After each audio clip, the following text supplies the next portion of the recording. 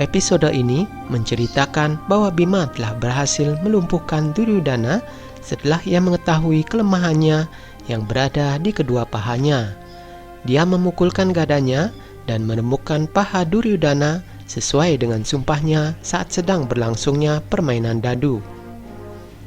Di mana dalam episode sebelumnya, Drupadi telah menemui Balarama untuk meminta petunjuk darinya agar suaminya itu dapat menjalankan kewajiban dalam pertempuran terakhirnya melawan Duryudana.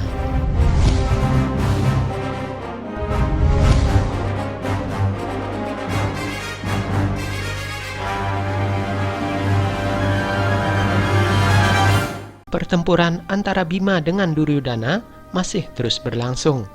Drupadi yang baru tiba di tempat tersebut melihat keadaan Bima yang sangat memprihatinkan. Drupadi yang telah mendapatkan petunjuk dari Balarama berseru kepada Pangeran Hastinapura Duryudana. Tidak peduli sebesar apapun tindakan orang tua demi menjaga seseorang dari dosa-dosanya, maka itu akan menjadi kelemahan terbesar bagi manusia itu sendiri. Dan aku pastikan dosa terbesarmu ini menjadi kelemahan terbesarmu.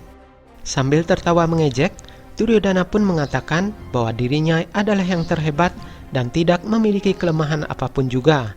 Yudhistira berkata, "Semua orang tahu kau selalu sombong selama hidupmu.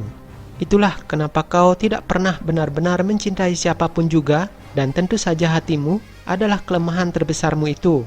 Yudhistira lalu memerintahkan kepada Bima untuk menyerang hati Duryudana.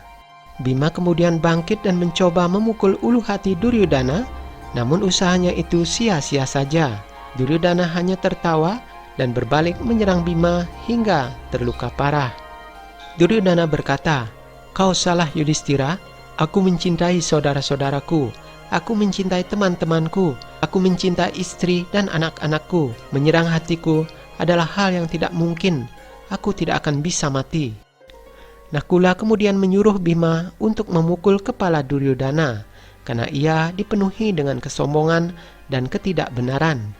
Sambil melompat, Bima kemudian mencoba untuk memukul kepala Duryudana, namun Duryudana tidak bergeming sedikit pun. Ia bahkan menendang tubuh Bima hingga terjungkal ke tanah. Arjuna pun kemudian berkata, "Duryudana, kau sudah membuat malu leluhurmu sendiri. Aku sudah menemukan bahwa kelemahan terbesarmu adalah nafsumu, dan pasti kau tidak akan punya kepercayaan diri untuk pergi dan bahkan menemui ibumu sendiri tanpa menggunakan apapun. Dan orang yang mempunyai hati nurani tidak akan pernah takut untuk bertemu orang tuanya sendiri meski dalam keadaan seperti itu.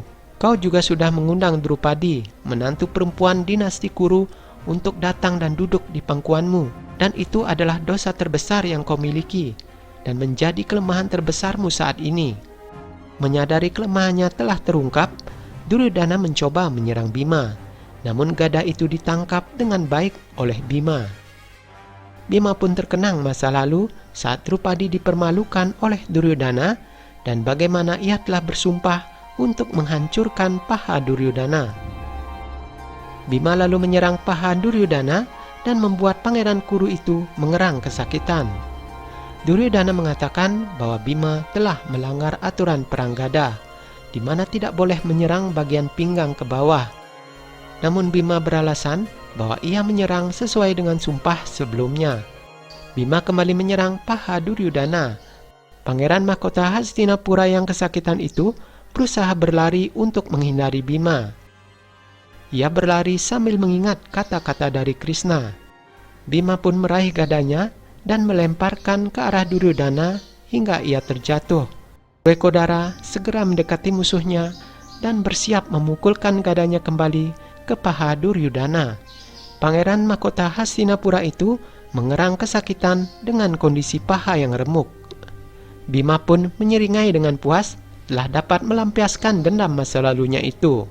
Namun tepat di saat itu, Balarama pun muncul dan mengatakan akan menegakkan aturan perang kembali. Bima berlutut di hadapan gurunya Balarama dan meminta maaf atas perbuatannya itu. Dengan menahan kemarahannya, Balarama segera memanggil senjatanya dan akan menghabisi Bima.